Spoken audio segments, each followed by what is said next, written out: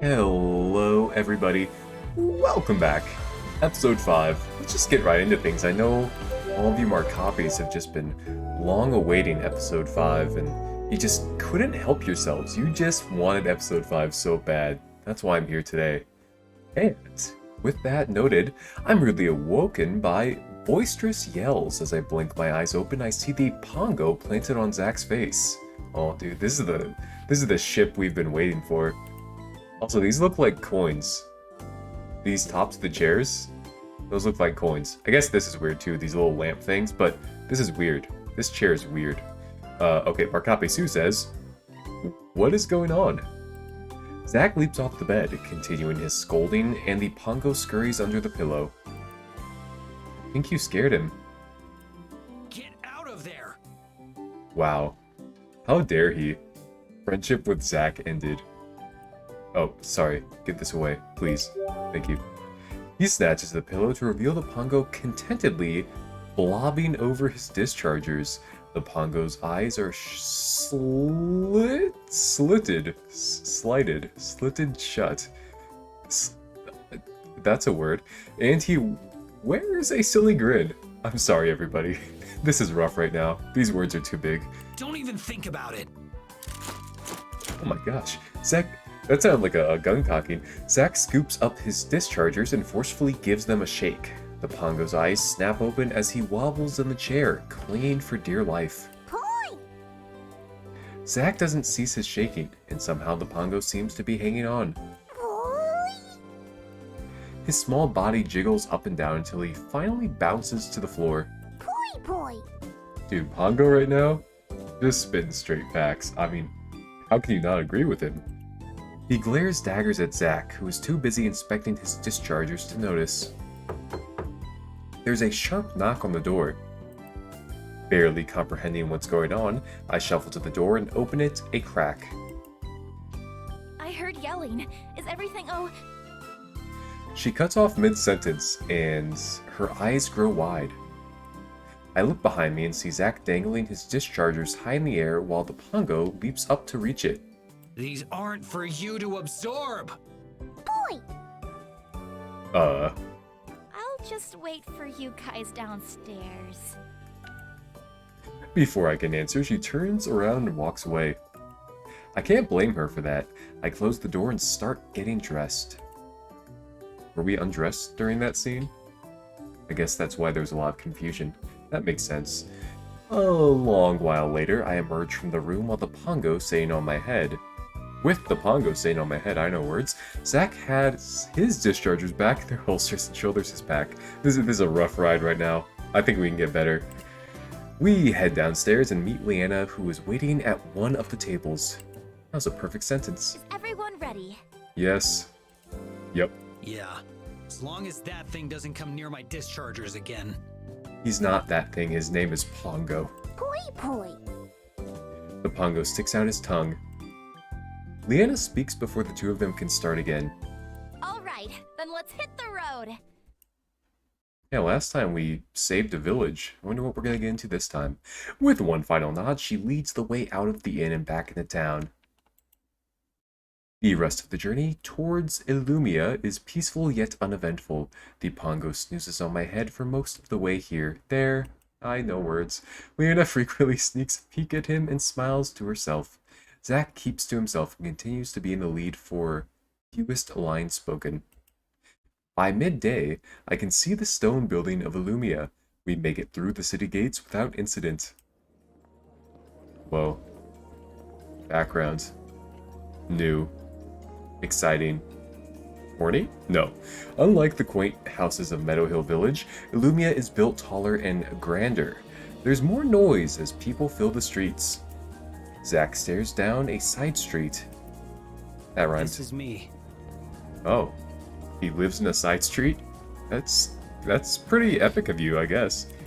I crane my neck and peer into an alcove. Okay, they're using multiple words I do not know. This is pretty epic. It's a shortcut to the inn. Leanna nods. Safe travels. Hopefully our paths will cross again. I mean, they made a whole sprite for him, so you know, they wouldn't waste a sprite like that. We're gonna cross paths. I mean, come on. He's a main character. He's gonna take our Pongo. Good luck at the Mage Academy. He heads into the alley. He didn't say goodbye to me. What the heck? That's kind of not epic. Do you think we'll see him again? She shrugs. Mercenaries have a way of just popping up. Let's keep moving. The Mage Academy is straight ahead, closer to the center of town. Ah, delicious water. She points to a looming tower with a high steeple. It's steeple. As we get closer, I see that the tower is attached to a castle. Whoa, you studied here? Yep. It definitely looks prestigious. She knows as my wonder. What's your academy like? Liberal arts college, party school, normal university. Also, we're canonically a university student. We like Ben Shapiro, so we're going here. The campus is a lot smaller. We don't have a big research facility either. But at least that means class sizes are a lot smaller too, so we can get more individualized attention from our professors. Leanna smiles fondly. Only those with a natural talent for magic are accepted into the Mage Academy. I learned everything I know about casting from my mentor here. Hopefully he's here today. He? Oh no. We begin making our way down the grand streets of Illumia. Once we arrive at the academy, Leanna pushes right through the rots in iron gates and leads me across the expansive quad. These words are too big. Students pass by in flocks, chatting animatedly. Each of them wears nearly identical long cloaks differing only in color. Okay, they spelled color wrong. Not epic. Next they're gonna start spelling armor with a U, am I right? That'd be just crazy, wacky. Leanna glances excitedly at a girl wearing a white cloak. Do you know her? No, but we're in the same house. What does that mean? I've never seen Harry Potter. You can tell by her cloak. White means she's learning wind magic. I pay more attention to the specific colors with a U. There's white, red, blue, and green. I bet I can guess which color represents what. Wind is white. Leanna nods. Red is fire, blue is water, and green is earth. She grins. You got it. That was a very, like, oh, good for you, buddy. You're really good at colors and elements. We walk past an enclosed field. A young man sporting a green cloak holds a book in one hand, and with his other hand aims his manipulator straight ahead of him. His mouth is pressed in concentration, and beads of sweat line his forehead. I was gonna say foreskin, but I'm above that humor. After a few tense... What is that? I thought, like, there was an earthquake or something, but that was just a sound effect. I'm okay, everyone. Thanks for your worries. After a few tense minutes, the earth rumbles beneath him and dirt spikes shoot out of the ground. That was awesome. Come on! Leanna pulls on my arm, reverting my attention back to the task at hand. We enter the east wing of the castle and into an open foyer.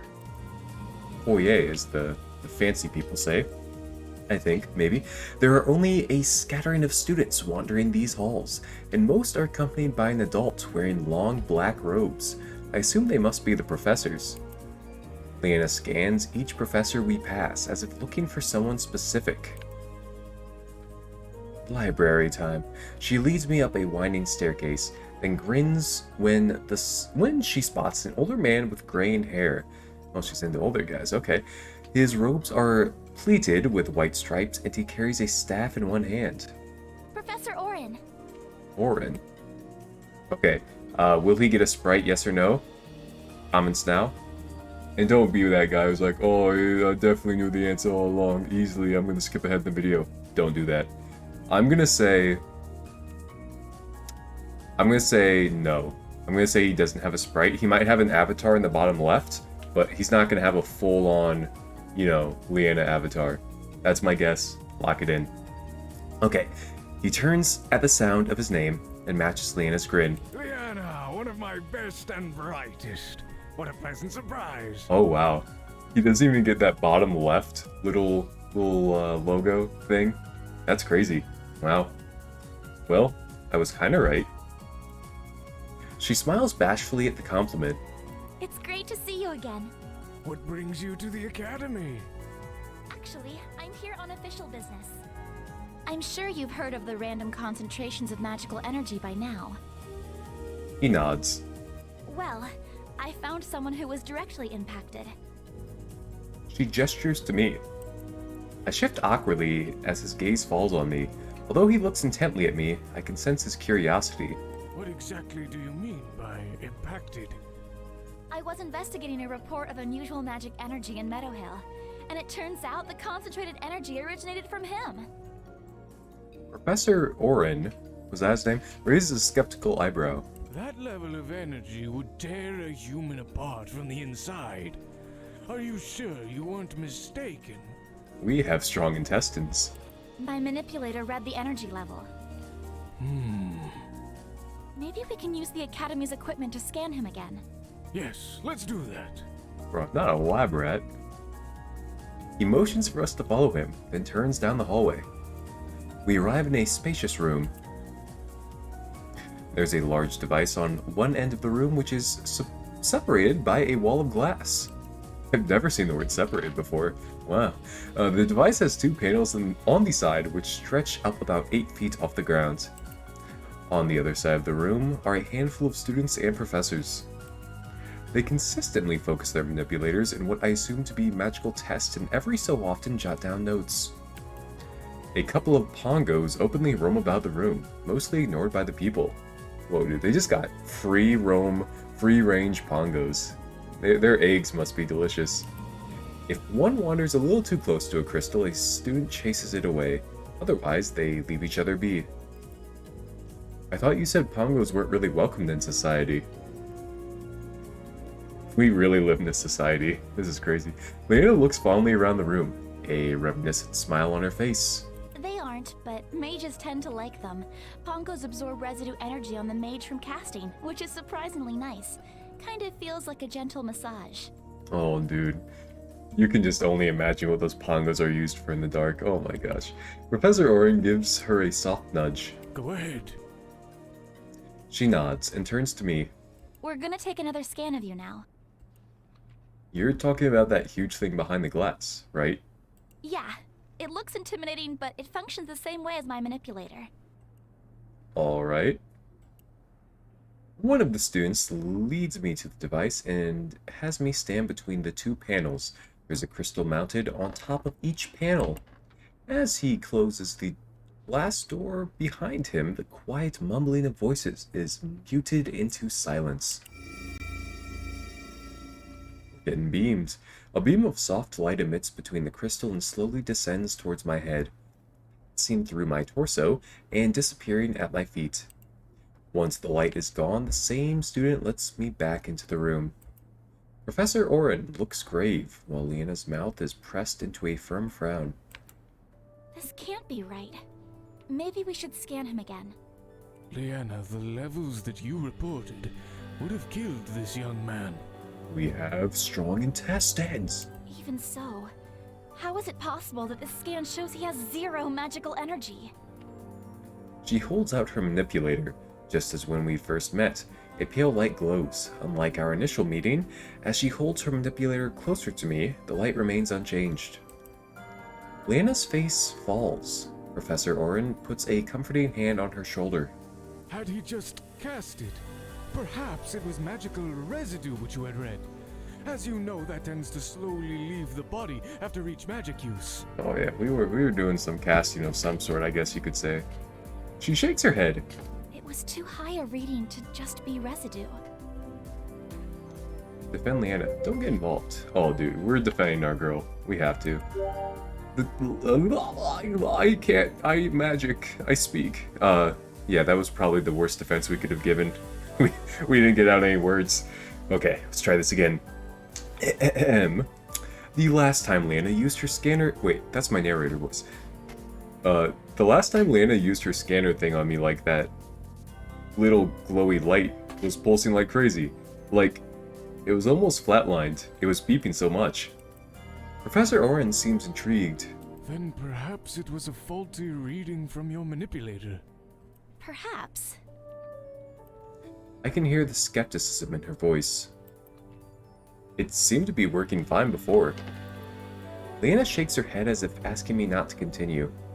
I should get back to my students, but I hope I get to see you again. Professor Oren gives Leanna's shoulders one last comforting squeeze before he leaves.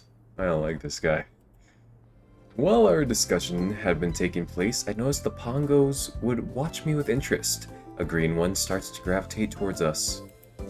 Maybe it's interested in Leanna's magic, but why does it look like it's heading towards me? Polly? I look down and see my wobbly blue friend at my feet. Hey, you're back. Boy. He bounces on the ground and fixes me with his wide smile. Suddenly, he stops and stares at the green pongo who blinks back at him. He hops towards it and grins. Poi. Poi poi. Poi.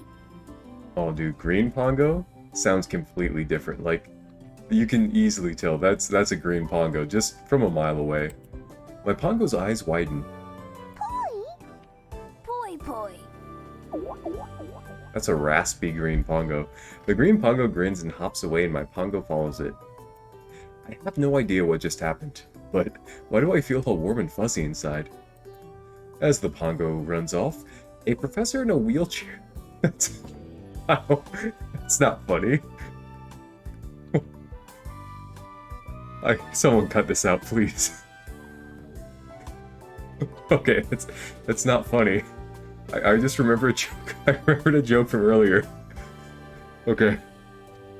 As the pongos run off, a professor in a wheelchair rolls towards us. He rolls towards us. Okay.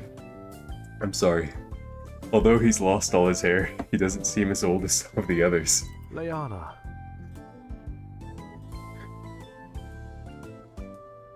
They gave him a sprite. Oh, he's the X-Men guy, I get it, like Xavier. Yeah. Oh my gosh. That caught me off guard. She doesn't bother containing her surprise. Professor Xavier. Pleasure to meet you, D, Professor Xavier? What am I thinking? I'll ask that. Wait, your name is Professor Xavier? He blinks. Yes. Have we met before? Professor Xavier teaches the effects magic has on the human body, including any genetic mutations from frequent use of magic channeling. Hey, like the X-Men peoples, am I right? My eyes grow wide as I gape at him. Professor X teaches about mutants. The two of them share concerned glances. Professor, is there something I can help you with? Leanna, how high was your original energy reading? In the thousands. He creases his brows and ponders quietly. Tell me, are you familiar with the theory of temporal rifts? Leanna and I both shake our heads. Yeah, we definitely don't know what's going on. In the most basic sense, a temporal rift occurs when the fabric of the universe is torn. In the midst of this tear, there is a moment where the parallel worlds overlap. Leanna and I glance sharply at each other. Would it be possible to cross between these worlds? It may be in theory, but it'd be very difficult. After all, that type of travel between worlds would require an immense amount of energy, an amount that no human would be able to manipulate and survive. That's why most elders have dismissed this as nonsense. But listening to all that's been said today, it coincides quite closely with this theory. For the first time since we've arrived at this school, I begin to feel a glimmer of hope. What more can you share about this theory? Well, not much, I'm afraid. As I said, most consider it to be either nonsense or too inconsequential to waste their time on. Although there is one man who spent his life developing and researching this theory. He used to be an instructor of this academy. Is he still in Illumia? Unfortunately, he left many years ago in search of Ember Mist. Leanna purses her lips. The hidden city. He nods.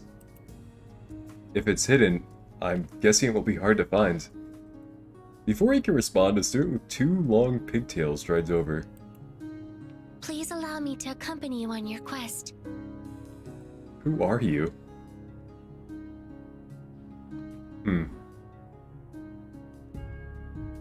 Fire. She uses fire. That's all I have to say. I'm moving on. This is her name. It's weird.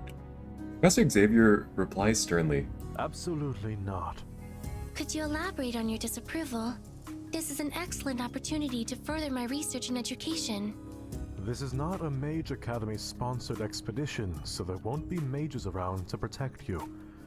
It's a dangerous journey, especially given the fact that no one knows the location of Ember Mist. The girl stays silent, and I can practically see the cogs in her head spinning as she contemplates his words. Finally, she nods. Understood. As soon as she finishes speaking, she turns on her heel and walks away. So, yeah, they just made a sprite. We're never gonna see her again. Alright, what just happened? Pay her no mind. That's just how she is. Who is she? That's Amelia Estelle, the university's prodigy. She's only a teenager, but already a mage caster, which means she can manipulate 2 different elements at the same time. Flash her a grateful smile for automatically explaining what a mage caster is. I'm guessing mage casters are usually a little older than a teen. The Just a immigrants. little. Most mage casters are in their 40s. Wow. My eyes widen. She must be really something special then. Anyway, thank you for all of your help, Professor. I'm sorry I wasn't able to be more helpful, but I wish you the best of luck on your journey. After saying goodbye, his wheelchair moves on its own and pushes him out of the room. We gotta end this soon. Whoa, did his wheelchair just move by itself? Not quite. He's using wind magic to push it along. The more I see magic in use, the more I wish I could use it. What did you think of everything the professor said? It sounds exactly like what happened to me. We should find this Ember Mist city and talk to the professor there. She nods. Unfortunately, no one knows how to get there. Let's stop by the inn. Since it's a hub for travelers from all over, there's bound to be someone who knows something. That sounds like our best course of action. Once agreed, Leanna leads the way out of the academy. I wonder if we'll run into Zack, and he'll join us. I follow her through the twisting roads of Illumia. When asked why we were taking so many turns, she said she wanted to avoid the marketplace, which would be so crowded with people we wouldn't be able to walk through. Soon we reach the inn. The place is a lot larger than any other inn we've stayed at so far. This is the same inn. What do you mean? What do you mean it's bigger? Along with the smoothly crafted dining tables, there's a fireplace along the far wall with labeled jars on the mantel. The place is fairly busy for this time of day, and only a couple of tables are open. Per usual, Leanna speaks with the innkeeper. I see him point towards a couple by the fireplace. When she returns, she drops a key in my hand. Here's the key to your room. I figured we're going to be spending the night here. I nod as I pocket my key. The innkeeper doesn't know how to get to Ember Mist, but he says that couple comes from the far desert. They might know. Maybe we should split up. We can cover more ground that way. Good idea. I'll go talk to that couple first. Okay. As Leanna walks off, I survey the room. Ask the cute girl, ask the loner in the corner. Alright. So here's what they want us to do. They want us to pick the cute girl. But we know, the loner, you know, he knows. He knows where the city is, easily. The loner types usually travel the world, don't they? I can speak. I approach the man sitting alone in the far corner of the inn. His head is down as he nurses a tankard. Once I get close, I recognize him. Zack? Oh, we picked the wrong choice. His head shoots up and he stares at me with those familiar stoic eyes. Oh, it's you. You, finish whatever it is you came here to do? Yep. Cool. He's still just as talkative as ever. You finish up at the academy? Yeah, it was interesting. Mages usually are. One of them told me about the city of Ember Mist.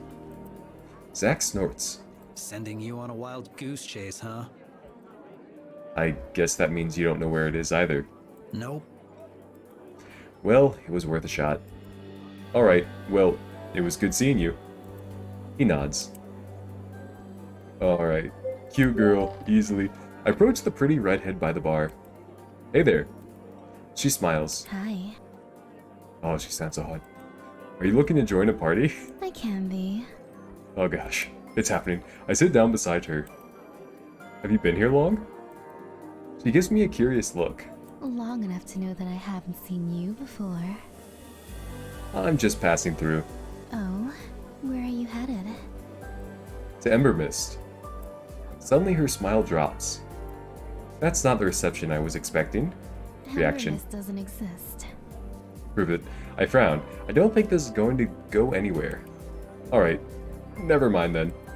Her smile drops again and she grabs her drink. She sways her hips as she walks and approaches a man who's drinking alone. Her alluring smile returns as she sits down beside him and touches his hand. Wait a minute. Is she a consort? Let's pretend that didn't happen. Looks like I'm not having much luck. I wonder how Leanna's doing. Judging from her pout, she had about as much success as I did. We make our way back to the bar. Greetings. Wait, so we don't get to talk to the adventurers? Alright, that's fair. Okay, I think we're gonna call it there. This seems like a good place where these big old eyes are just staring at one another. So, yeah, let's call it there. Four favors, I suppose. One would be liking, another would be perhaps commenting. Maybe even subscribing, if I would be so bold. And for number 4, if you could, you know, if you have time, that is, help me find a girlfriend. And bye-bye.